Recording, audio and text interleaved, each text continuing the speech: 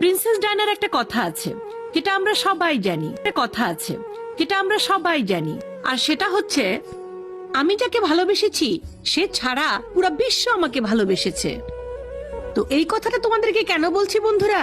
তোমাদেরকে আমি এই কথাটা এই জন্য বলছি যে সুন্দর যদি আসলে তেমন কিছু হয় না। আমরা বলি না নিজেকে গুছিয়ে রাখলে, সুন্দর করে রাখলে পুরুষ আমাদের প্রতি আকৃষ্ট হবে, আমাদের স্বামীরা আমাদের প্রতি আকৃষ্ট হবে, কিন্তু আসলে কি ব্যাপারটা তাই? তাহলে তো প্রিন্সেস ডায়নার হাজবেন্ড তো অন্য মেয়েদের প্রতি আসক্ত হতো না। ঠিক বলেছি না? ঠিক তেমনি আমি মনে করি এটা শুধু ছেলেদের ক্ষেত্রে নয়, মেয়েদের ক্ষেত্রেও প্রযোজ্য।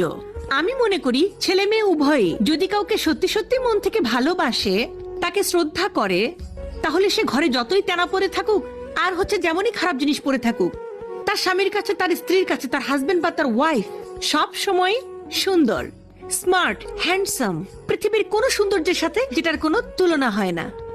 আশা করি বুঝতে পেরেছো। তো ভালোবাসাটা আসলে রূপ দিয়ে বা গুণ দিয়ে বিচার হয় না। অনেক মেয়ের অনেক গুণ আছে, অনেক ছেলের অনেক গুণ আছে, কিন্তু সংসার টেকে না। আসলে কি জানো, ভালোবাসাটা এমন জিনিস যে কারো মধ্যে কিছুই নাই তারপরেও তোমাকে ভালো লাগছে। আর তুমি যদি তোমার হাজবেন্ডের শখের নারী হতে চাও, বা আপনি যদি আপনার স্ত্রীর শখের পুরুষ হতে চান, তাহলে সেই জায়গাটা দখল করতে হবে। আসলে সেই জায়গা দখল করার জন্য কিছুই করতে হয় না। বিয়ে শাদী পুরোটা একটা ভাগ্য, আর বাকিটা হচ্ছে আমাদের চেষ্টা।